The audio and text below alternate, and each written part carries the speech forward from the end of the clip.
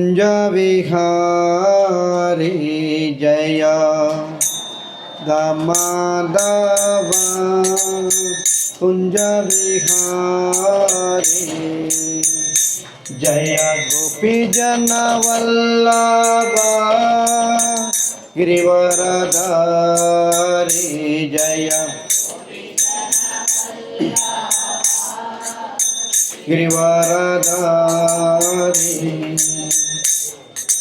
यशोदानंदन व्रज जन रंजन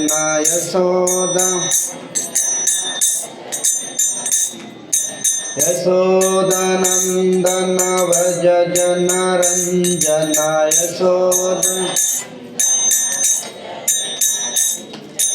यशोदानंदन व्रज जन रंजन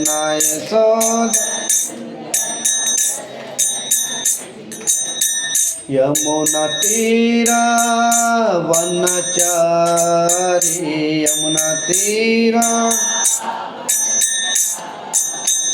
यमुना तीरा वनचारी यमुना तीरा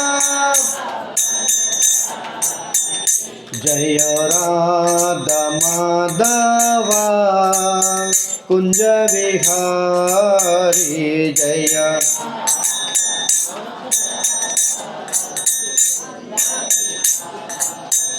हरे कृष्णा कृष्ण कृष्ण हरे हरे हरे राम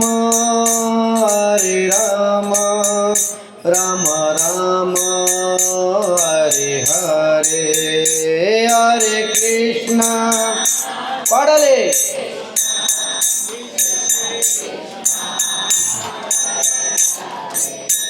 हरे राम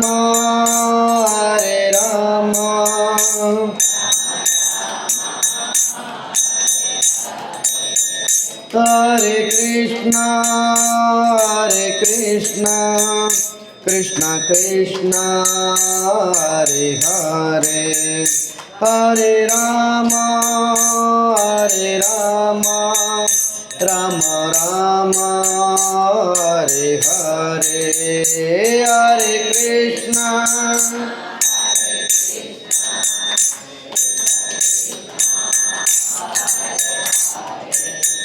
हरे राम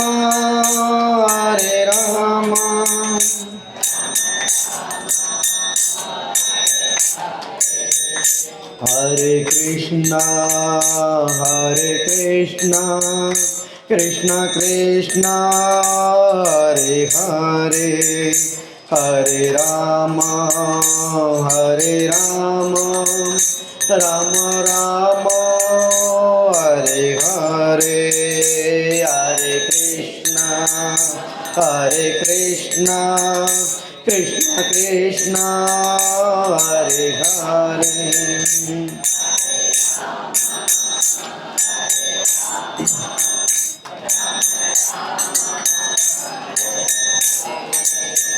हरे कृष्णा कृष्ण कृष्ण हरे हरे हरे राम राम राम हरे हरे हरे कृष्णा कृष्ण कृष्ण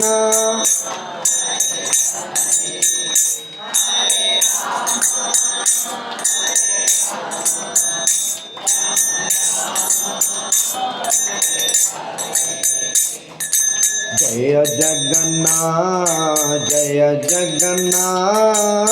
जय जगन्नाथ स्वामी जय जगन्नाथ जय जगन्नाथ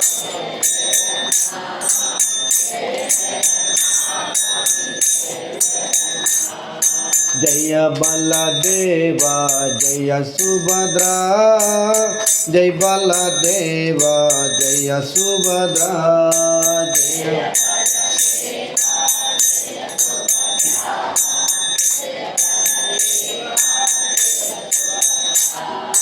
जय बलदेवा जय सुभद्रा जय बलदेवा जय सुभद्रा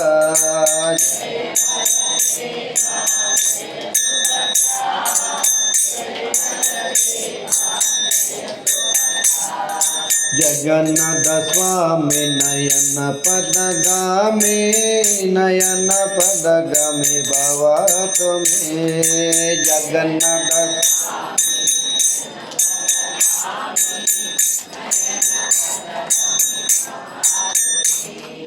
निताय गौरांग निताय गौरांग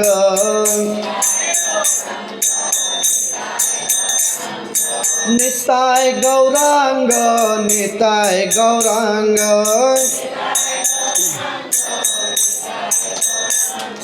निताय गौरांग निताय गौरांग निताय गौरांग निताय गौरांग गौर हरि निताय गौरांग गौर हरि गौरा गौरा गौर हरि गौरा गौरा गौर हरि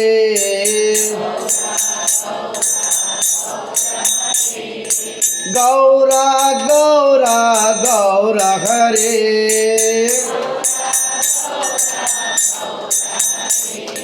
निताय गौरांग गौर हरि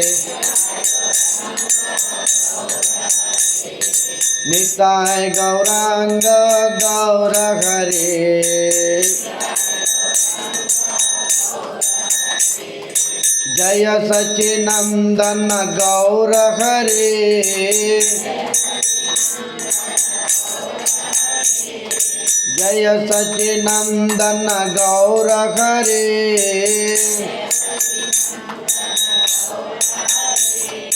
निताय गौरांग गौर हरि निताय गौरांग गौर हरि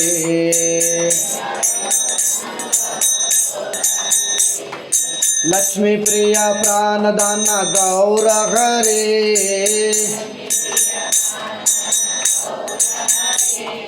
विष्णु प्रिया प्राणदान गौर हरि सची माता प्राणनाद गौर हरि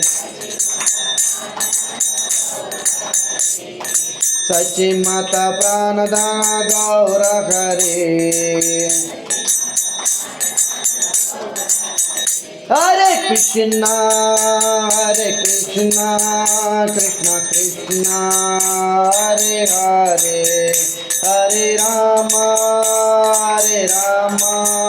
राम राम हरे हरे हरे कृष्णा पढ़ाले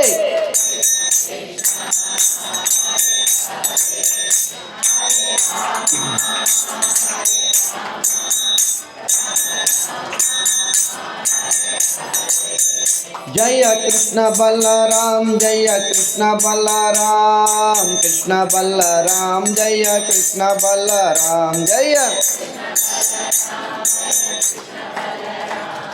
कृष्ण बलराम जय कृष्ण बलराम जय पंचतत्वा जय पंचतत्वा पंचतत्वा जय पंचतत्वा जय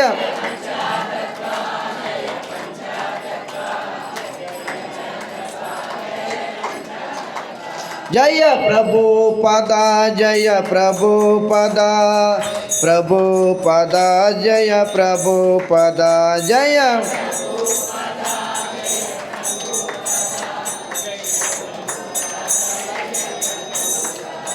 जय गुरुदेवा जय गुरुदेवा गुरुदेवा जय गुरुदेवा जय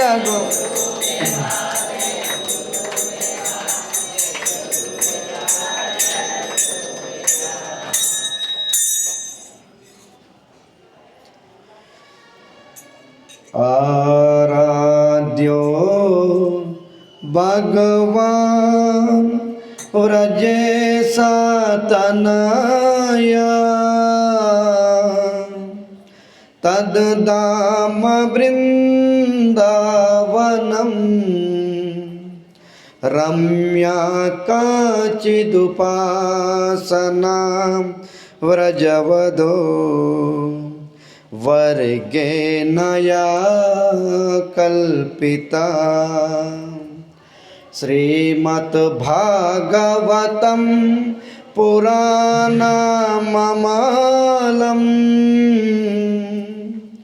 प्रेमापुमार्दो महा श्रीचैतन्य महाप्रभो मतमिदं तत्र दरो न परा वंशी विभूषितकरा नवनीरदावा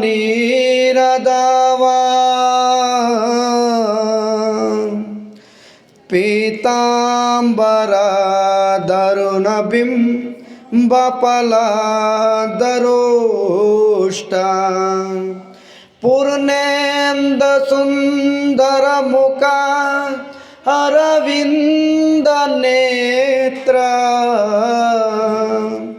कृष्णात् परं किमपि तत्त्वहं न जाने।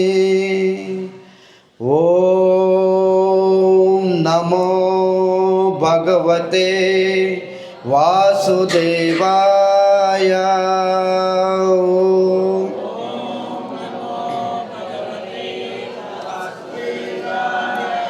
ॐ नमो भगवते वासुदेवाय।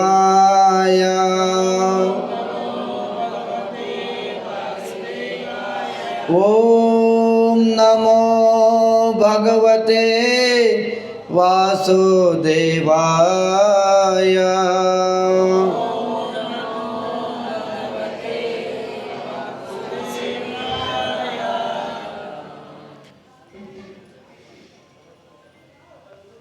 భాగవత కథామృతం రెండో రోజు వచ్చిన భక్తులందరికీ నా హృదయపూర్వక ప్రణామాలు. హరే కృష్ణ హరే కృష్ణ హరే కృష్ణ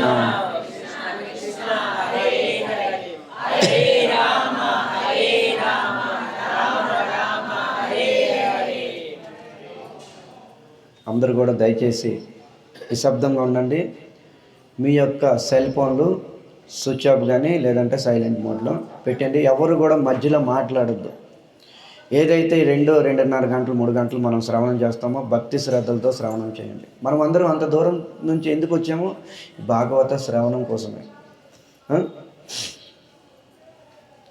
ఈ భాగవత మహాత్మ్యము ఎంతో అద్భుతమైంది. పద్మపురాణంలో వ్యాసముని ఎన్నో అధ్యాయాల్లో చెప్పడం జరిగింది.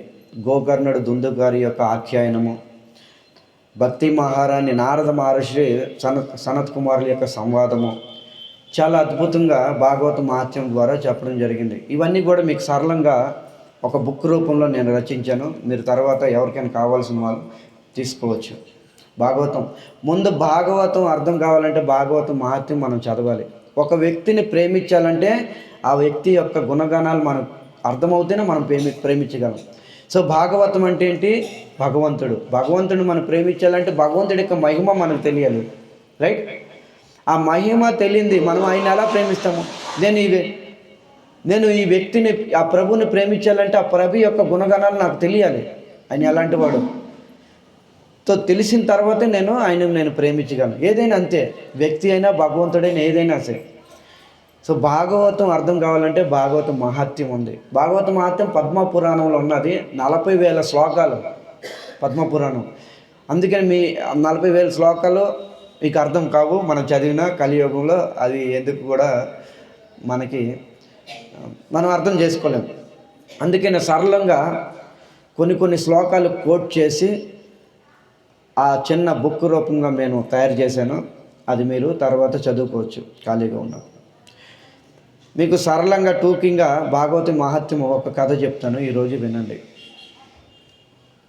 తుంగభద్ర నదీ తీరాన ఆత్మదేవ్ బ్రాహ్మణుడు అనే వ్యక్తి ఉండేవాడు అనమాట. పేర్లు గుర్తుంచుకోండి. తుంగభద్ర నదీ తీరాన ఆత్మదేవ్ బ్రాహ్మణుడు, ఒక బ్రాహ్మణుడు ఉన్నాడు. ఆ బ్రాహ్మణుడికి వివాహం జరిగి చాలా కాలమైంది, సంతానం లేరు. ఆ బ్రాహ్మణుడికి సంతానం లేరు కదా, ఆ బ్రాహ్మణుడు పెంచుకున్న గోమాతకు కూడా సంతానం లేరు అనమాట.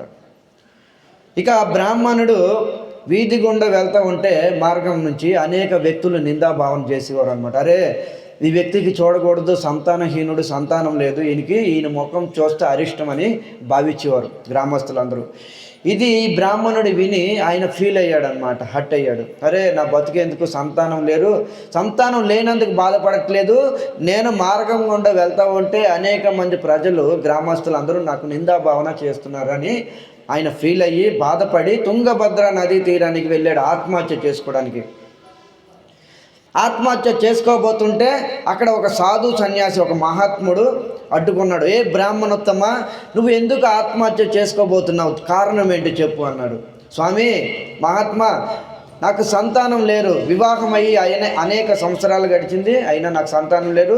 నాకు సంతానం లేరు కదా, నేను పెంచుకున్న గోమాతకు కూడా సంతానం లేరు, అందుకే నీకు జన్మ ఎందుకు అని నేను ఆత్మహత్య చేసుకోబోతున్నాను అనగా, అప్పుడు ఆ సన్యాసి అన్నాడు, నీకు ఒక జన్మలో కాదు 7 జన్మల వరకు సంతాన ప్రాప్తి లేదు, అయితే నువ్వు 7 జన్మల వరకు నువ్వు ఆత్మహత్య చేసుకుంటావా అని అడగ్గా, ఈ వ్యక్తి ఆత్మదేవ్ బ్రాహ్మణుడు వెంటనే, బుద్ధిహీనుడు కదా బ్రాహ్మణుడు, బుద్ధితో సమచిత్తుడయ్యి ఉంటాడు కదా, వెంటనే ఆయన శరణాగతి పొందాడు అనమాట ఆ సాధు సన్యాసి. అరే మహాత్మా, 7 జన్మల వృత్తాంతం చెప్పావు, నువ్వు సాధారణ వ్యక్తి కాదు, త్రికాల జ్ఞానివి, ఏదో ఒక విధంగా నన్ను కాపాడండి, నాకు సంతాన ప్రాప్తి కలిగేటట్టుగా నాకు ప్రసాదించండి ఏదో ఒకటి విధంగా అనేసి ప్రాధేయపడ్డాడనమాట. వైష్ణవ పరదుఃఖ దుఃఖి, ఆ బ్రాహ్మణుడి యొక్క దుఃఖము తీర్చడానికి, సరే నువ్వు బాధపడకు, చింతించుకు, నేను ఒక మంత్రఫలం ఇస్తాను, ఆ మంత్రఫలము, ఈ ఫలము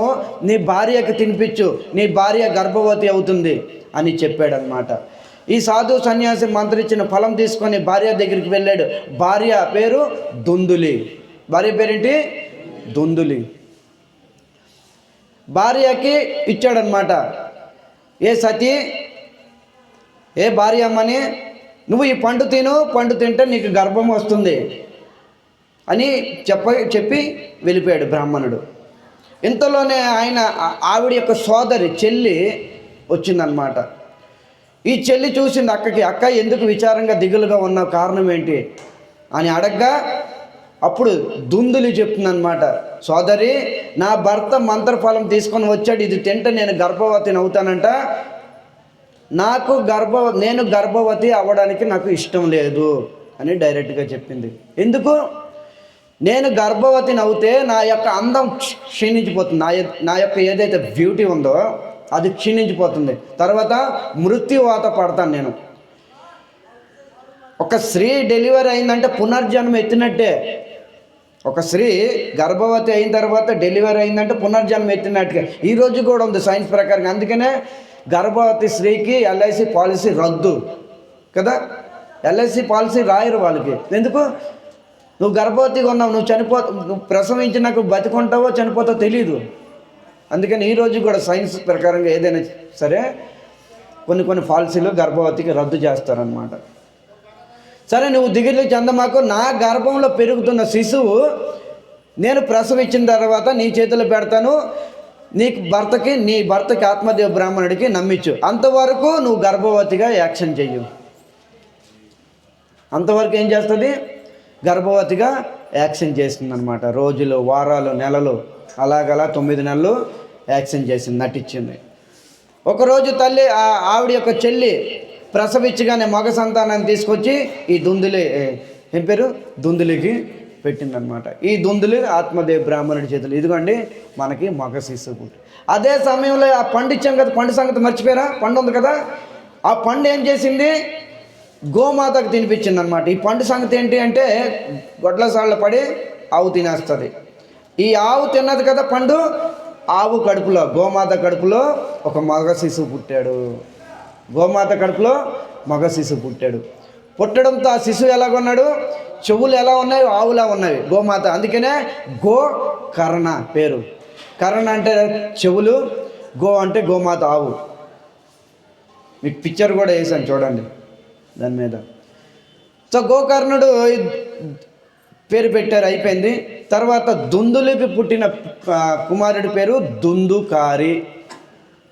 ఎలాంటి స్వభావమో అలాంటి స్వభావం యొక్క పిల్లలు కూడా పుడతారు, గుర్తుంచుకోండి. తల్లిదండ్రుల స్వభావం బట్టే ఆ యొక్క పిల్లలు కూడా జన్మిస్తారన్నమాట. అందుకని శాస్త్రం చెప్తుంది, నిరంతరం గర్భవతి స్త్రీ భాగవత శ్రవణం చేయాలి, అప్పుడే ప్రహ్లాదుడు పుడతాడు, లేదంటే హిరణ్యకశిపుడు పుడతాడు, ఇందులో నో డౌట్. మరి ఈరోజు అందరూ హిరణ్యకశిపులే, ఎవరున్నారు ప్రహ్లాదుల్లో? అవునా? కొన్ని పెద్ద సైజు హిరణ్యకశిపుడు, కొద్ది చిన్న సైజు హిరణ్యకశిపుడు, అందరూ హిరణ్యకశిపుడు, అందరూ రావణాసుడులే. ఇందులో ఏం మినహాయింపు లేదు. నిరంతరం భగవత్ చింతనలో, భగవద్ ధ్యానంలో ఉండాలన్నమాట. ఎక్కువగా స్త్రీలు. శాస్త్రం చెప్తుంది, అధర్మం అనే వార్ ముందు స్త్రీ గర్భంలో ప్రవేశిస్తుంది. అధర్మం అనే బాణము స్త్రీ గర్భం నుండే జన్మిస్తుంది. అదే దృష్టి పెట్టుకొని అర్జునుడు మొట్టమొదటి అధ్యాయంలోనే చెప్తున్నాడు అన్నమాట. ఎందుకు అర్జునుడు యుద్ధం చేయనన్నాడు? ఆయన పిరిగివాడా? కాదు. యుద్ధంలో అనేక మంది సైన్యాలు పాల్గొన్నారు. సైన్యాలు అంతా ఎవరు? మగవాళ్ళ, పురుషులు. ఈ సైన్యం అంతా చనిపోతే ఆడవాళ్ళు ఏమవుతారు? విధవులు అయిపోతారు, వితంటులు అయిపోతారు. మరి వాళ్ళకి జన్మించిన పిల్లలు ఏమవుతారు? లోక సంకరులు అయిపోతారన్నమాట. తర్వాత వాళ్ళు కాలక్రమంగా పెద్ద అవుతే తల్లిదండ్రులకి పిండ ప్రదానం చేయ, ఉదకం కూడా పెట్టరు, నీళ్లు పెట్టరు, భోజనం ఎవరు. సమాజం భ్రష్టమైపోతుంది. ఇది దృష్టిలో పెట్టుకున్నాడు అర్జునుడు. అంతేగాని భయపడి కాదు. అర్జునుడు భగవత్ స్వరూపమైన కృష్ణుడి యొక్క పార్షాదు అన్నమాట, శుద్ధ భక్తుడు. చాలా చాలా అర్థాలు ఉంటాయి. శాస్త్రం మనకు చదవము అంత డెప్త్గా వెళ్ళం కాబట్టి మనకు అర్థం అవ్వదు. ఇక్కడ అలాగే జరిగింది. దుందుకారి కుమారుడు ఏం పేరు? దుందుల యొక్క కుమారుడు దుందుకారి. కాలక్రమంగా పెద్ద అయ్యారు. గోకర్ణుడు మహాభాగవతోత్తముడయ్యాడు. దుందుకారి అతి నీచంగా తయారయ్యాడు. ఈ ప్రపంచంలో ఎటువంటి పాపాలు లేవు. దుందుకారి అన్ని పాపాలు చేయిస్తాడు, ఏ బ్యాలెన్స్ లేదు. దుందుకారి చేసిన పాపాలు తల్లిని చంపి బావిలో పడేశాడు. ఈ యొక్క అగాత్యం చూడలేక తండ్రి వెళ్ళిపోయాడు. ఈ యొక్క అగాత్యం చూడ గోకర్ణుడు తీర్థయాత్రలకు వెళ్ళిపోయాడు. ఇక అడిగేవాళ్ళు ఎవరు లేరు. గోకర్ణుడు ఏం చేశాడు? 5 వేశ్యాలను తీసుకొని వచ్చాడు ఇంటికి.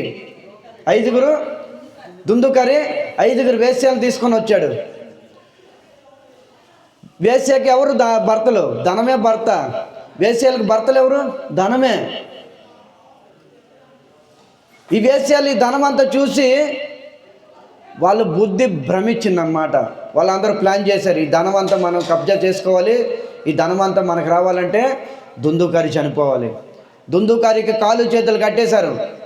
కట్టేసి అక్కడ మండుతున్న అగ్ని నిప్పులు తీసుకొచ్చి నోటిలో వేసారు. నోట్లో పోసారు. ఈ విలవిలవిలలాడుతూ జీవాత్మ శరీరం నుంచి బయటకు వచ్చింది. ఇక్కడ ఏమైంది? సుసైడ్ అయిపోయింది, ఆత్మహత్య అయిపోయింది. ఇక భగవద్గీత సిద్ధాంత ప్రకారంగా ఆత్మహత్య చేసుకున్న వాళ్ళు ఎక్కడికి వెళ్తారు? ప్రేతగా పుడతారనమాట ఎవరైనా సరే. అందుకని ఆత్మహత్య చేసుకోకూడదు. బ్రహ్మ ఇచ్చిన ఆయువు పూర్తి అయ్యేంత వరకు మనం ఇక్కడే మంచి కార్యం చేసుకుంటూ భగవద్ధామం వెళ్ళిపోవాలి. ఇప్పుడు 50 సంవత్సరాలు మనకు ఆయువు అనుకోండి, 30 సంవత్సరాలు అయ్యింది, ఇంక 20 సంవత్సరాలు ఉంది. ఈ 30 సంవత్సరాలు సూసైడ్ చేసుకున్నాం అనుకోండి, మిగతా 20 సంవత్సరాలు ఇక్కడే భ్రమణం చేస్తాడు. ఎలాగా? ప్రేతగా. దైవం ఉంది, భూతము ఉంది, ధర్మం ఉంది, అధర్మం ఉంది, వెలుగు ఉంది, చీకటి ఉంది. అంతా కూడా భగవత్ స్వరూపం, భగవంతుడి నుంచే వచ్చేవి అన్నీ అర్థం చేసుకో. భాగవతంలో విస్తారంగా ఉన్నాయి ఇవన్నీ. ప్రతి దానికి కూడా ఆపోజిట్ ఉంది. సైలెంట్గా ఉండమని చెప్పండి. హరే కృష్ణ హరే కృష్ణ కృష్ణ కృష్ణ హరే హరే.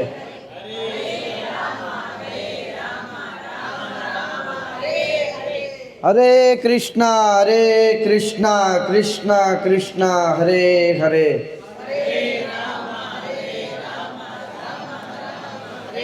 హరే కృష్ణ.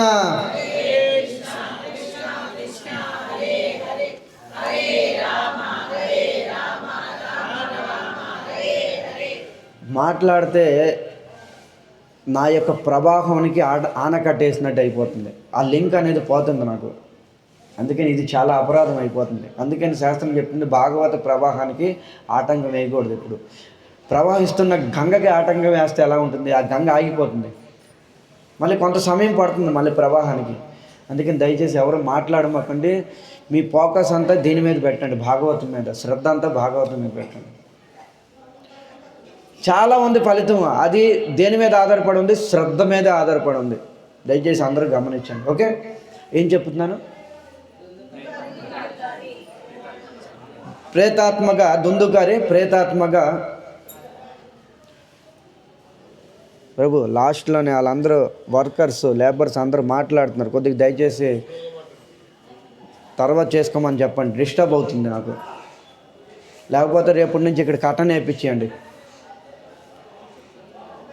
ఇది భాగవతం ఇది ఒక సభ కాదు. ఇది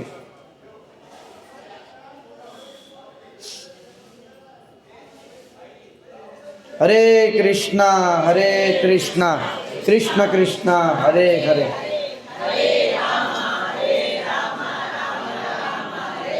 హరే కృష్ణ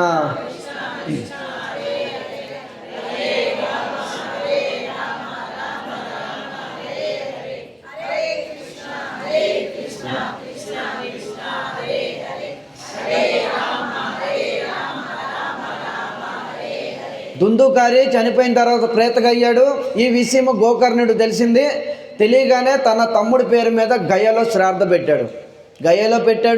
తర్వాత ఎన్ని తీర్థాల్లో భ్రమణం చేశాడో అన్ని తీర్థాల్లో కూడా శ్రాద్ధ పెట్టుకొని వచ్చాడు. చూడండి, భాగవతం మహిమ ఇక్కడ చెప్తున్నారు. మనము కూడా తీర్థయాత్రలు చేస్తాం. దానికి ఫలితం ఏంటో దీనికి ఫలితం ఏంటో మీకు ఇప్పుడే అర్థమైపోతుంది. గోకర్ణుడు తీర్థ భ్రమణం చేసి ఇంటికి వచ్చాడు. నైట్కి విశ్రాంతి తీసుకున్నాడు. రాత్రికి నిద్రపోయాడు. నిద్రపోయినప్పుడు ఒక విచిత్రమైన అరుపులు వచ్చావన్నమాట, భయంకరమైన అరుపులు. గోకర్ణుడి దగ్గర గంగా జలం ఉంది, మంత్ర జలము. అది చిలకరించాడనమాట. చిలకరించగానే వాణి శబ్దం వచ్చిందనమాట. అప్పుడు చెప్తున్నాడు, అహం భ్రాత, నేను మీ తమ్ముడిని దుందుకారిని. నేను చనిపోయి ప్రేతగా అయిపోయాను. ఈ ప్రేతగా అయిపోయిన తర్వాత నేను అనేక ఇబ్బందులు బాధలు పడుతున్నాను. ఈ ప్రేత శరీరంలో నుంచి తినడానికి భోజనం లేదు, త్రాగడానికి నీళ్ళు లేదు. మరి ఎలా బతుకుతున్నా? వాయు భుజిస్తున్నాడు, గాలి తిని బతుకుతున్నాడు ప్రేత. చూడండి, మనలాగా భోజనం ఉండదు ప్రేతకి. దానికి భోజనం ఏంటి? వాయు భోజనం అన్నమాట. గాలి తినే బ్రతకాలి. మనం అనుకుంటాం చనిపోతే అన్నీ ప్రాబ్లమ్స్ సాల్వ్ అయిపోతున్నాయి, అప్పటి నుంచే మొదలవుతుంది. ఎప్పుడు అలా చేసుకోకూడదు.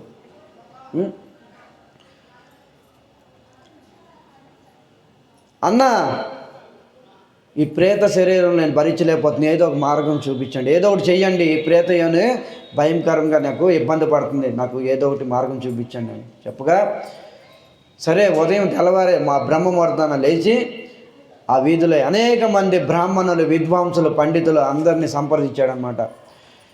మా తమ్ముడు ప్రేత యోనిలో జన్మ తీసుకున్నాడు. ఆ ప్రేత యోని నుంచి ముక్తి అయ్యేది ఎలా? ఏదైనా మార్గం ఉందా? మీ దగ్గర చిత్తపట్టాలు అందరూ తిరగేయండి. అందరూ బ్రాహ్మణ వైష్ణవ బంధు అందరూ కూడా తిరిగేశారు. పెద్ద పెద్ద విద్వాంసులు వచ్చారు, అందరూ కూడా తిరిగేశారు శాస్త్రాన్ని. ఎక్కడ కూడా మార్గం కనిపించలేదు.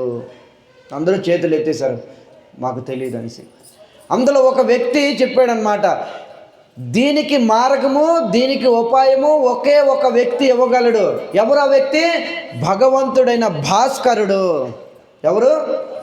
ఎవరు భాస్కరుడు? సూర్యనారాయణుడు భగవంతుడు మొట్టమొదటి శిష్యుడు అన్నమాట కదా, ప్రత్యక్ష దైవం మనకి ఆయన. అప్పుడు వెంటనే తన తపోశక్తి భక్తి బలంతో సూర్యనారాయణుడి యొక్క గతిని ఆపేశాడు అనమాట. గతిని ఆపేగానే సూర్యనారాయణుడు పలికాడు అనమాట. ఇవన్నీ నేను బుక్లో ఉన్నాయి, మీరు తర్వాత చదువుకోవచ్చు. అప్పుడు సూర్యనారాయణుడు అడిగాడు, ఏంటి నా యొక్క ప్రచండ వేగం యొక్క గతిని ఎందుకు ఆపావు, కారణం ఏంటి చెప్పు అనగా,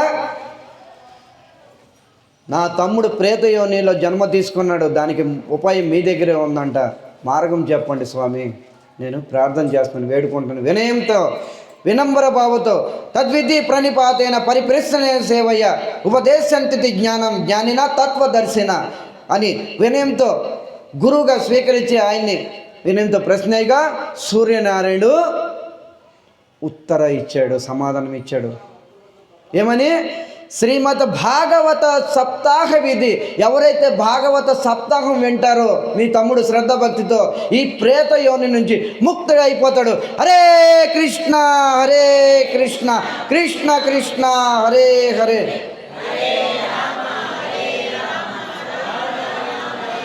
7 రోజులు భాగవత సప్తాహం ప్రారంభించిన తర్వాత నీ తమ్ముడు వస్తాడు, వింటాడు శ్రద్ధాభక్తితో వినిన తర్వాత 7వ రోజు తక్షణమే వైకుంఠం వెళ్ళిపోతాడు. అలాగే జరిగింది కూడాను. చూడండి, ఇది భాగవత మహత్యము. వెంటనే భాగవతం ఏర్పాటు చేశారు ఊరు ప్రజలందరూ కూడా. మరి భాగవతం చెప్పేది ఎవరు? భాగవతం ఎవరు చెప్తారు? గోకర్ణ మీరే.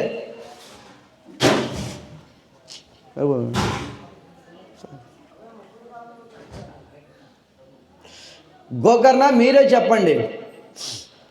గోకర్ణుడికి వ్యాసపేట ఎలాగే చక్కగా అలంకరించి చేశారు. మంచి వ్యాసపేట, మంచి పూలమాల, సుగంధ పూరితమైన పూలమాలలతో అలంకరించి వ్యాసపేట మీద గోకర్ణుడిని కూర్చోబెట్టారు. భాగవత సప్తాహం ప్రథమ రోజు స్టార్ట్ అయింది. ఊరు ప్రజలందరూ, గ్రామస్తులందరూ కూడా మీలాగా వచ్చి కూర్చున్నారు, ఆసీనులు అయ్యారు. మరి దుందు గారు ఎక్కడ కూర్చున్నాడు? అక్కడ ఒక ఎదురు బొంగు పాతారు అనమాట. ఏం పాతారు? ఎదురు బొంగు పాతారు. ఆ ఎదురు బొంగుకు 7 గ్రంథులు ఉంటాయి. గ్రంథులు తెలుసు కదా, కనుకులు అంటారా? 7 గ్రంథులతో కూడిన ఎదురు బొంగు పాతి పెట్టారు. ప్రథమ రోజు భాగవత సప్తాహం అయింది, ఒక గ్రంథి చీలికిపోయింది. రెండో రోజు అయింది, 2 చీలిపోయి, 3, 4, 5, 6, 7 గ్రంథులు చీలికిపోయి దేదీప్యమానంగా చతుర్భుజ శంఖ చక్ర కథా పద్మాలతోనే దివ్య స్వరూపంతోనే నారాయణ స్వరూపంతోనే బయటపడ్డాడు. బయటపడిన తర్వాత ఆకాశం నుంచి విమానం వచ్చింది. విష్ణు పార్షదులు నందసునందలు వచ్చి వైకుంఠం తీసుకొని వెళ్ళిపోయారు. ఇది భాగవతం యొక్క మహాత్మ్యము. ఇది భాగవతం యొక్క మహాత్మ్యము. ఒక దెయ్యము భాగవతం విని వైకుంఠం వెళ్ళిపోయింది. మనం దెయ్యాలం కాదుగా, అవునా? ఆ దెయ్యాలు లాంటి చేష్టలు అయితే ఉన్నాయి కొద్దిగా, కానీ అంత కాదు కదా. మరి మనం వెళ్ళమని డౌట్ ఏమైనా ఉందా మీకు? సందేహం ఏమైనా ఉందా? ఆ సందేహం ఉంటే ఇప్పుడే దాన్ని చెరిపియండి. విశ్వాసం ఉండాలి, నమ్మకం ఉండాలి, అపారమైన నమ్మకం. కృష్ణమోరే ప్రాణన కృష్ణమోరే జీవేరా జీవన. కృష్ణుడే నా ప్రాణము, కృష్ణుడే నా జీవితం, నా ప్రాణము. పూర్తి శరణాగతి. ఒక బిడ్డ తల్లికి ఏ విధంగా అయితే శరణాగతి అయిపోతుందో ఆ విధంగా అయిపోవాలి మనం కృష్ణ భాగవతం పట్ల. అప్పుడు ఖచ్చితంగా తీసుకొని వెళ్తాడనమాట భగవద్ధామానికి మనం పోయేటప్పుడు. ఇందులో ఎటువంటి సందేహం లేదు. నా సంశయ సంశయం పడకు హెచ్చరిస్తున్నాడు భగవంతుడు. భాగవతం ఇది భాగవతం. ఇలాంటివి అనేక శ్లోకాల్లో అనేక విధంగా పద్మపురాణం, స్కాంద పురాణంలో వ్యాసముని వివరించారు మన అందరికీ కూడా. ఇది భాగవతం యొక్క మహత్వం. రోజు కొద్ది తెలుసుకుందాం మనం. ఇక మనం ముఖ్య భాగవతంలోకి మనం అందరం ప్రవేశిద్దాము. మీరందరూ కూడా సముద్రంలో దూకడానికి రెడీగా ఉండండి. సముద్రంలో స్విమ్మింగ్ చేసే ముందు స్విమ్మింగ్ జాకెట్ వేసుకోండి మీ అందరూ కూడా, లేదంటే మునిగిపోతారు.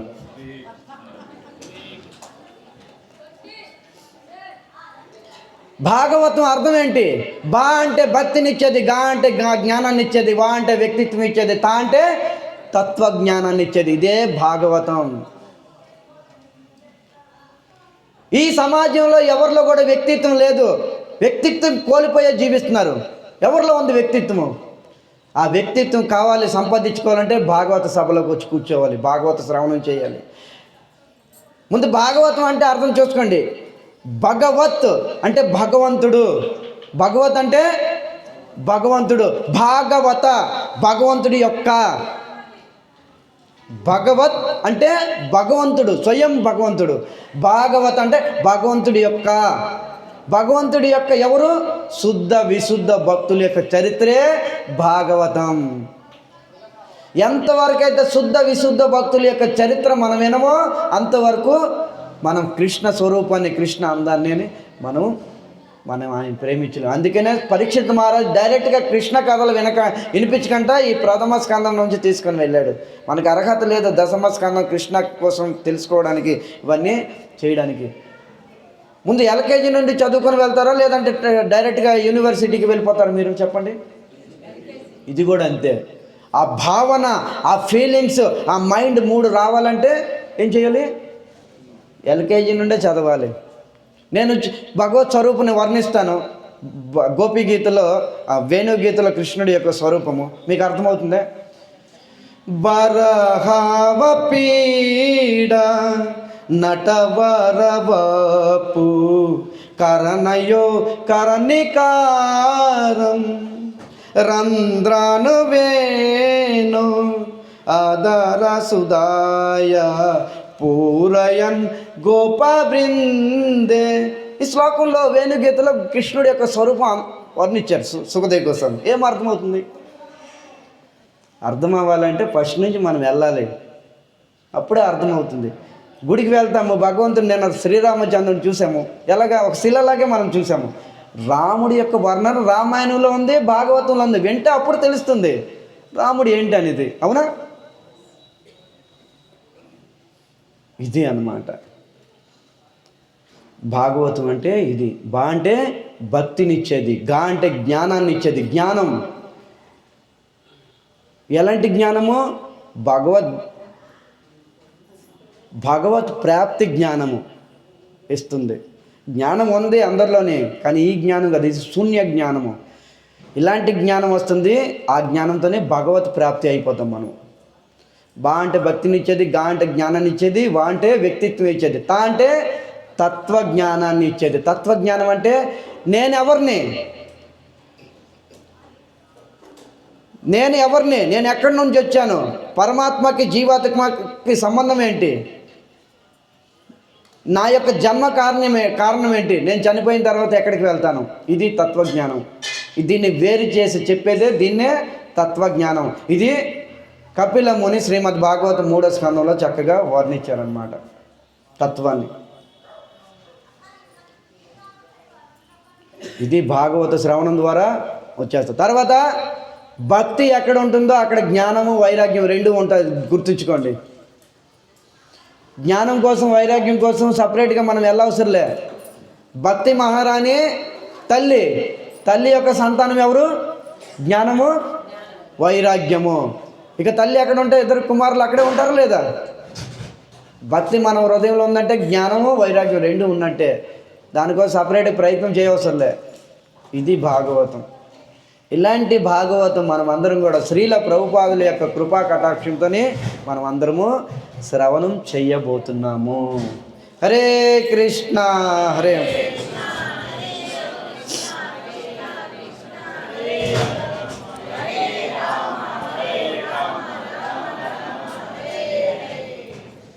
ఈరోజు మాత్రం మీకు 2 వరకు నేను అవదలను, నేను వదిలే ప్రసక్తే లేదు. అవకాశం ఎప్పుడు దొరుకుతుందని చూశాను, ఈరోజు దొరికింది.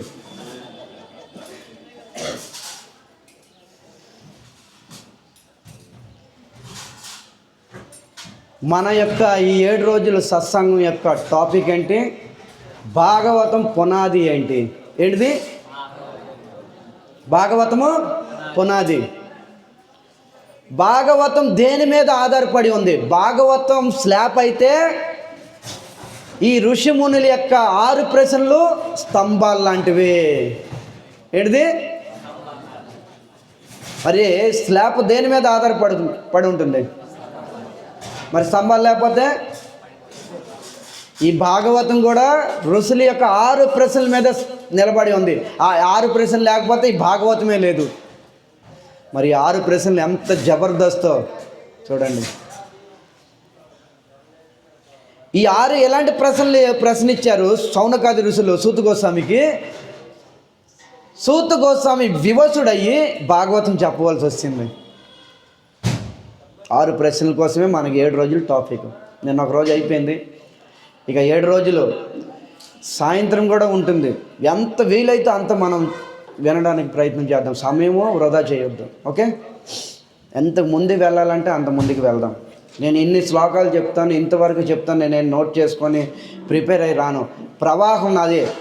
మోగపోయిన వాణి భగవంతుడు విష్ణు నాకు ప్రాణం పోసి పలికిస్తాడు. యోంతా ప్రవిశ్య మమ వాచ సంజీవయస్య కిల శక్తిధర ప్రాణానమో భగవతి పురుషాయ తుభ్యం.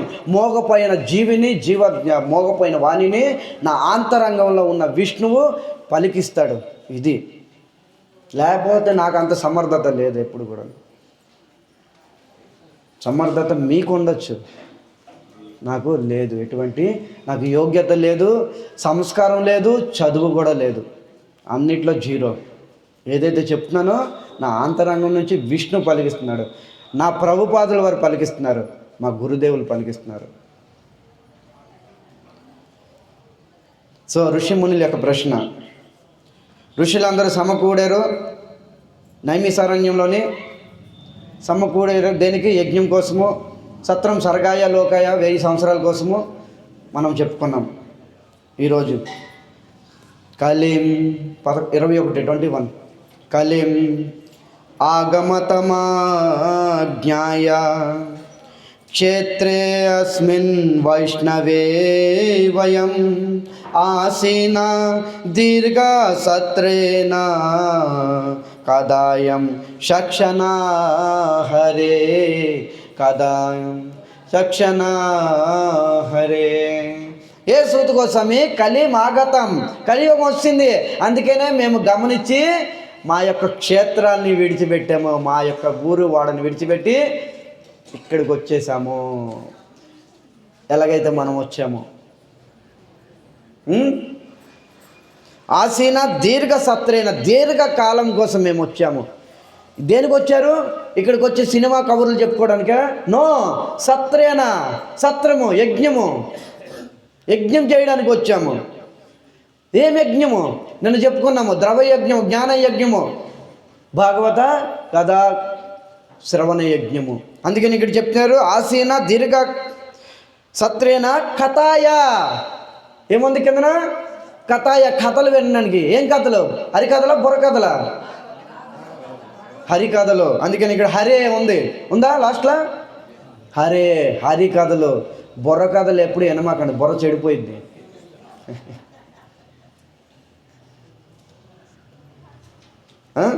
కథాయం తక్షణ హరే. ఏ సూత గోస్వామి మీరు మాకు హరికథలు వినిపించండి. త్వాం సందర్శితో ధాత్ర దుస్తరం నిస్థితీర్షతం కలిం సత్వం హరం పుంస కర్ణధార ఇవార్జనం కర్ణధార ఇవార్జవం. వాహ్, ఏం చెప్తున్నారు సూత గోస్వామి శౌనకాది ఋషులు. ఏంటి? త్వాం త సందర్శితో ధాత్ర దుస్తరం నిస్థితీర్షతం. తర్వాత కలిం సత్వం హరం. ఈ కలియుగం యొక్క ప్రభావం ఎలాగుంటుంది? సత్వం హరం, హరించేస్తుంది. తర్వాత దుస్తరం. ఈ కలియుగంలోని భవసాగరంలో మనం అందరం కూడా చిక్కుకొని ఉన్నాము. ఈ భవసాగరం నుంచి దుస్తరం దాటడం ఇంపాసిబుల్. సాగరాన్ని దాటగలరా ఎవరైనా? నదిని దాటగలరు కానీ సముద్రాన్ని దాటగలరా? మనం అందరం కూడా భవసాగరంలో ఉన్నాం. అలాంటి సాగరంలో ఏముంటాయి? పెద్ద పెద్ద సొరచేపలు, త్రిమింగళాలు, మొసళ్ళు, పాములు, ఇలాంటివన్నీ మన చుట్టూ చుట్టేసామన్నమాట. అలాంటి భయంకరమైన సాగరంలోని మునిగి తేలుతున్నాం. మనం అందరం తేలుతున్నాము. దాన్ని అందుకని అంటున్నాడు దుస్తరం, నిస్థితీర్థరం, కలిం సత్వం హరం. కలియుగంలో సత్వం హరించేస్తుంది. మీరు నిజాయితీగా ఉండలేరు. చాలా పవర్, శక్తి రావాలి, ఎంతో తపోశక్తి ఉండాలి మనలోని. లేకపోతే ఏ క్షణమైన కలియుగము కలిపురుషుడు మనల్ని పతనం చేసేస్తాడు. ఇందులో ఎటువంటి సందేహం లేదు. ఏ పాట నిర్లక్ష్యంగా ఉన్నామా మనల్ని చంపేస్తాడు. చంపేయడం అంటే ఏంటి? సత్వగుణం నుంచి పడేస్తాడు అన్నమాట. అందుకనే ప్రతి క్షణము కూడా భక్తుల యొక్క సాంగత్యంలోని, ఆ భక్తుల యొక్క సాంగత్యంలోని సత్సంగం చేయాలి. సత్సంగం యొక్క ఫలితము భాగవత కథ, హరికథలు వినాలి. అప్పుడు కలిపురుషుడు మన దగ్గరికి రాడు. ఈరోజు సమాజంలో ఎందుకు ఇలాంటివన్నీ జరుగుతున్నవి? దానికి కారణము కలి ఆగతం. కలి వచ్చింది, తర్వాత కలిం సత్వం హరం, సత్వగుణాన్ని హరించేస్తుంది. ఇక్కడ కాక్భూషణుడు గరుత్మంతుడిని అడుగుతున్నాడు అన్నమాట. కలియుగం యొక్క చిహ్నాలు, గుర్తింపులు ఎలా ఉంటుంది, మీరేమైనా కొద్దిగా ఉదాహరణ ఇవ్వగలరా? ఇద్దరు భక్తులే, ఒక భక్తుడు ఇంకొక భక్తుడి దగ్గరికి వినయంతోనే ప్రశ్నిస్తున్నానన్న. కలిం సత్వం హరం ఏం చెప్తున్నారు ఇక్కడ?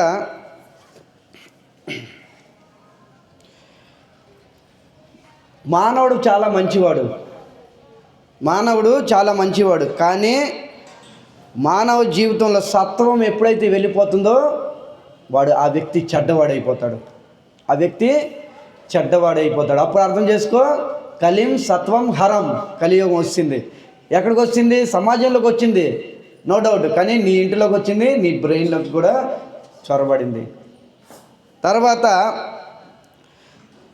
ఇక్కడ చెప్తున్నారనమాట, ఆది శంకరాచార్యులు చెప్తున్నారనమాట. ఏమని? ఒక సన్యాసి ఒకే చోట ఉండాలి. ఒక సన్యాసి ఒక చోట ఉండకూడదు, నడుస్తూ ఉండాలి. ఏం చెప్తున్నారు? దర భిక్ష తరు భాష. ఒక సన్యాసి తిరుగుతూ ఉండాలి. నది ప్రవాహం ఎలాగైతే ప్రవహిస్తుందో సన్యాసి కూడా నడుస్తూ ఉండాలి. కానీ ఈరోజు సన్యాసులు ఒక దగ్గర స్థిరమైపోయి ధనం గడిస్తూ ఉంటారు. శంకరాచార్యులు చెప్తున్నారు అన్నమాట, సన్యాసులు పెద్ద పెద్ద భవంతులు నిర్మాణం చేస్తారు, గృహస్థులు గుడిసెలో ఉండిపోతారు. ఇప్పుడు అదే జరుగుతుంది. స్వామి ప్రభుపాదుల వారు మనకు ఆచరించి చూపించారన్నమాట ఇవన్నీ. ప్రభుపాదుల వారు ఎప్పుడైనా ఒక స్థిరంగా ఉన్నారా? ప్రపంచమంతా కూడా నారద మునిలాగా తిరుగుతూనే ఉన్ని ప్రచారం చేశారు. సన్యాసి యొక్క ధర్మం అది. ఏవైనా డొనేషన్లు వస్తే ఆయన ఇంద్రియ తృప్తి కోసం వాడుకున్నాడా? ఆయన ఏం చేశాడు? ఇస్కాన్ అనే సంస్థ ఏర్పాటు చేశాడు, పెద్ద పెద్ద మందిరాలు. అది భవంతులు నిర్మాణం చేయకూడదు, ధనం వస్తే మందిరాలు నిర్మాణం చేయాలి. కానీ ఈ రోజుల్లో జరగట్లే.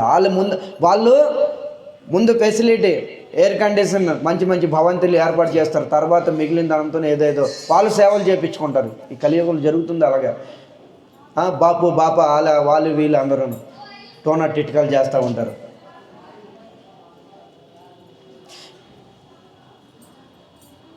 తర్వాత ఏం చెప్తున్నారు? మంచి కోడలు ఇంటికి వస్తే ఆవిడ్ని సతాయిస్తారు, చెడ్డ కోడలు ఇంటికి వస్తే ఆవిడ్ని చక్కగా చూసుకుంటారు. ఎందుకు? ఈ కోడలు తిరుగుబాటు చేస్తుంది నా మీద. ఇలా జరిగిందంటే కలిం సత్వం హర, కలియుగం నీ సత్వాన్ని హరించింది. తర్వాత మన పిల్లలు మనకు ఎదురు తిరుగుతారు, మన భార్య మనకు ఎదురు తిరిగిద్ది. ఏ రోజైతే ఇలాగ జరిగిందో కలిం సత్వం హర, అర్థం చేసుకో. నీ బుర్రలోకి కలియుగం వచ్చింది, నీ ఇంటిలోకి కూడా కలియుగం వచ్చింది. తర్వాత ఒక పురుషుడికి పెళ్ళి అవనంత వరకే తల్లిదండ్రులు మాట అంటారు. చూడండి, ఇది చాలా పెద్ద విషయము. ఏ రోజైతే తన కాబోయే భార్య ముఖం చూశాడో ఆ రోజు నుండి తల్లిదండ్రులు యమదూతలుగా కనిపిస్తారు. ఆ రోజు నుండి తల్లిదండ్రులు యమదూతలు అయిపోతారు. ఇక తల్లిదండ్రుల మీద ప్రీతి ఉండదు, అత్తగారు ఇంటి దగ్గర తిష్ట వేసుకొని కూర్చుంటారు. అన్నదమ్ముడిని తరిమేస్తారు, బావమరుదుని ఇంటికొని తీసుకొని వస్తాడు. ఇలాంటి బావమరుదుని ఇంటికి తీసుకొచ్చే కురుక్షేత్రం యుద్ధం జరిగింది. ఇలాంటి బావమరుదు ఎవరు వచ్చారు? ధృతరాష్ట్రుడి ఇంటికి ఎవరు వచ్చారు?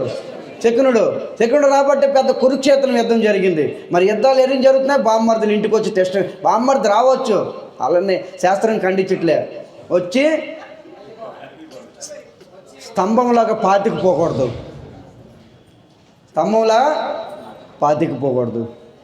అన్నదమ్ముడు మాట వినరు, బామ్మర్దులు సలహాలతో ఫాలో అవుతారు. తల్లిదండ్రులు మాట వినరు, అత్తగారు మామగారిని ఫాలో అవుతారు. ఇలా జరిగిందా అనుకో, కలిం సత్వం, చెప్పండి, కలిం సత్వం హరా. వాళ్ళ ఇంటిలోకి కలి వచ్చాడు, తర్వాత వాళ్ళ బుర్రలోకి కూడా దూరిపోయాడు. కలియుగంలో రాజులు అధర్మ పాలన చేస్తారు, ధర్మపాలకులు ఎవరు ఉండరు. ఇలా జరిగిందే అనుకో, కలిం సత్వం హర, ధర్మపాలన ఉందా? ఇక రాజా ధర్మాత్ముడు కాకపోతే ప్రజలు ఎలా ధర్మాత్ములు అవుతారు? యతో రాజా తతో ప్రజ. ఇలా జరిగిందంటే అనుకో, కలిం సత్వం